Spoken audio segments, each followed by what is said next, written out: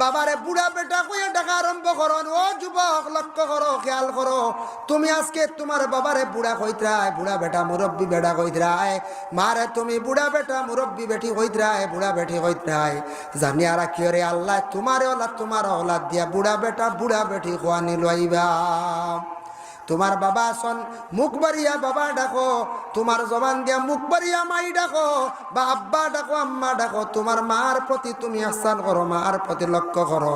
আল্লাহ কুরআন আল কারীমের মধ্যে ঘোষণা করেন, ওয়াবুদুল্লাহ ওয়ালা তুশরিকু বিহি শাইআন ওয়া বিল ওয়ালিদাইনি ইহসানা।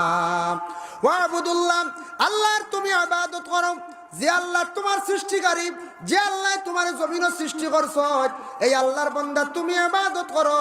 ওয়ালা তুশরিকু বিহি শাইআ, তুমি দেন কখনো আল্লাহর শরীক করিও না, মানে শিরকি গুনাহ করিও না।